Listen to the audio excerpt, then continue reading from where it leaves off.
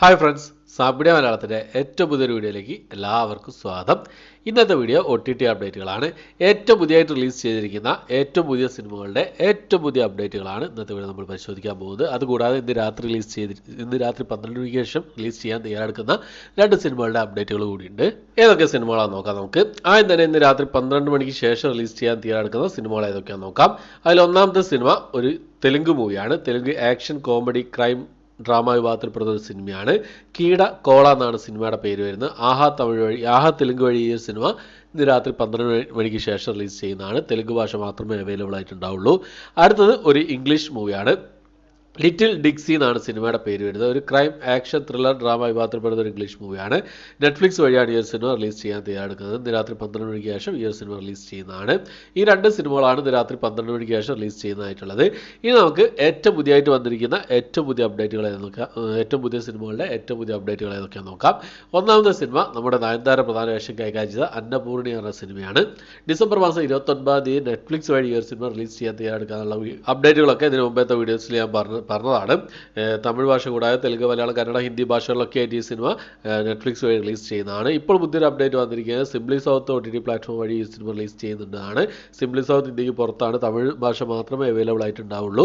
29 തീയതി ഡിസംബർ മാസം 29 തീയതിയാണ് തന്നെയാണ് അന്നപൂർണി സിംപ്ലി സൗത്തിൽ റിലീസ് ചെയ്യുന്നത്. അടുത്തത് തമിഴ് സിനിമയായ പാർക്കിംഗ് എന്ന് പറയുന്ന സിനിമയുടെ അപ്ഡേറ്റ് ആണ്. ഈ സിനിമയുടെ OTT റൈറ്റ്സ് സ്വന്തമാക്കിയിരിക്കുക ഡിസ്നി പ്ലസ് ഹോട്ട്സ്റ്റാർ, അതുപോലെ തന്നെ സിംപ്ലി സൗത്ത് ആണ്.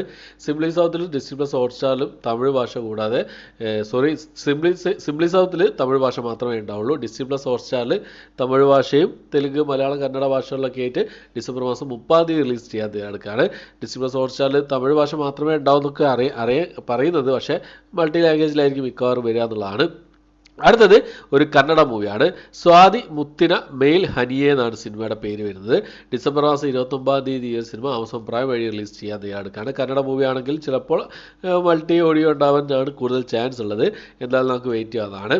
അടുത്തത് ഒരു ഹിന്ദി മൂവിയാണ്. ഒരു ഹിന്ദി വാർ ഡ്രാമ വിഭാഗത്തിൽപ്പെടുന്ന ഒരു സിനിമയാണ്. തേജസ് എന്നാണ് സിനിമയുടെ പേര് വരുന്നത്.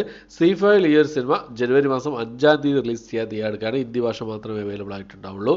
അടുത്തത് ഇപ്പോൾ തിയേറ്ററിൽ നിറഞ്ഞ സാഹചര്യത്തിൽ ഓടിക്കൊണ്ടിരിക്കുന്ന സിനിമയാണ് പാൻ ഇന്ത്യ റിലീസായ സലാർ എന്ന് പറഞ്ഞ സിനിമ. നെറ്റ്ഫ്ലിക്സ് ആണ് ഈ സിനിമയുടെ OTT റൈറ്റ്സ് സ്വന്തമാക്കിയിട്ടുള്ളത്.